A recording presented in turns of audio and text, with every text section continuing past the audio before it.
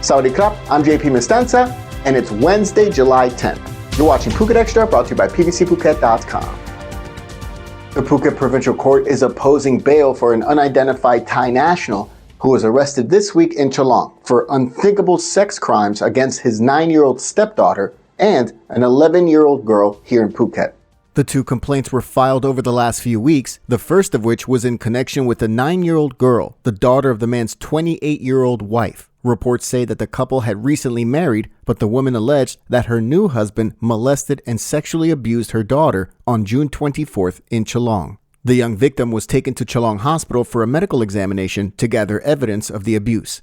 Then, on July 4th, a second complaint was filed against the unidentified man, filed by a 37-year-old woman who accused the man of the same against her 11-year-old granddaughter. She alleged that the acts took place at their residence in Chalong, causing significant harm to the child. Chalong police arrested the suspect this week. He has been charged with indecent acts against a child under 13 through coercion and physical force, among other charges, and is currently being held by authorities without bail. For more, visit thephuket.news.com. In an effort to connect more tourist destinations between secondary destinations and provinces with major airports nationwide, the airports of Thailand and the state-run bus operator, the Transport Co., will team up to create more bus routes and bus services, including from the international airport in Phuket by year's end. The agreement between the AOT and the transport company, known in Thailand as Bokol So, is to provide buses directly from 3 airports, including the 2 major ones in Bangkok, Don Mueang and Suvarnabhumi, and the Phuket International Airport, and to connect them with other tourist locations, and it's in line with the government's policy to stimulate tourism throughout the country. What that means here in Phuket is that the Bokol So will add routes from the Phuket International Airport to locations like Khao Lak in Phang Nga Province in an effort to reduce costs and increase convenience. The AOT will support the initiative by setting up ticket sale points, conducting public relations promotions, and providing the bus parking areas. The new bus routes are expected to be operational within this year. From Bangkok's Don Mueang and Suvarnabhumi airports, the Bangkok Post reports that the buses will likely reach Pattaya, Chonburi, Rayong, Chantaburi, Trat, Nakhon Ratchasima, Hua Hin, and the rest of Prachuapkhirikan province. For more, visit thephuket.news.com.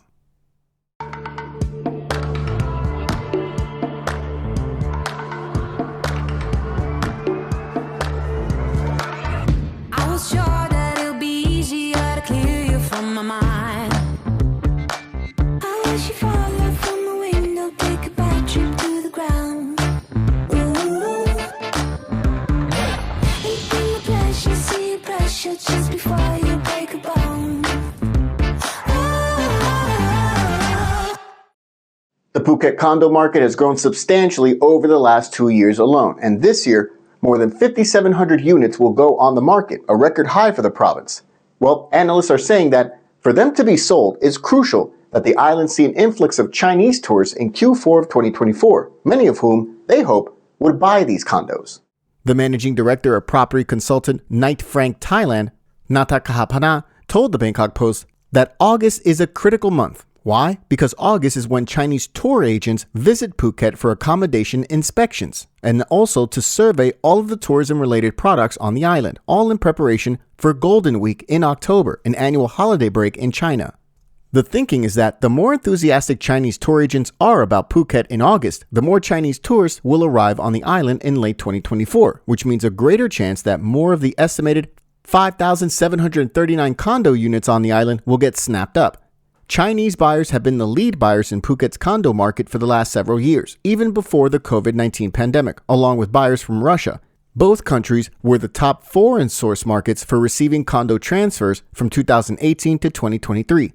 Operators hope that this trend continues, and Chinese buyers in particular are seen as crucial to absorb the condo supply on the island. Almost all of the condo units are on Phuket's west coast, but the most launches over the last year have occurred in the Bang Tao area, which represents about 46% of the current market, according to Knight Frank Thailand, followed by Layan at 25%, and then Naiharn at 14%. Still, there are obstacles, as China is still recovering from the economic problems and the government crackdown on money transfers. Analysts say that Chinese buyers are seen as crucial in light of the fact that Europeans mostly visit during the high season, but the Chinese visit all year round. For more, Visit PhuketNews.com. First, the protesters and cannabis organizations. Now, one of the principals who led the charge in decriminalizing cannabis in Thailand, Interior Minister Anutin is pushing back on the administration's aim to return it to the narcotics list. Anutin is the leader of the Bumjai Thai Party, the party that won the third most votes in last year's general election. He is currently the Interior Minister as part of the coalition government, but in the last administration, he was the Public Health Minister and became one of the most seen officials during the COVID-19 pandemic. Either way, his party, the Bumjai Thai, have had a platform of decriminalizing cannabis. He was the Public Health Minister when this took place in June of 2022 during the last administration. Yesterday, we did a story on the government's push to recriminalize cannabis and return it to the list of narcotics, which would make it illegal once again, with a possibility for medical use. Last week, the Committee on Controlling Illegal Drugs in the Public Health Ministry voted in favor of returning it to the list, and now the whole thing goes to the Narcotics Control Board, which meets next week to determine if they will heed the Health Committee's recommendation. The Narcotics Control Board has 36 members and is chaired by the Prime Minister, Srettha Thavisin, whose Pheu Thai party is pushing for recriminalization. Anutin, as Interior Minister, is also on the NCB and promised to vote no when the time came.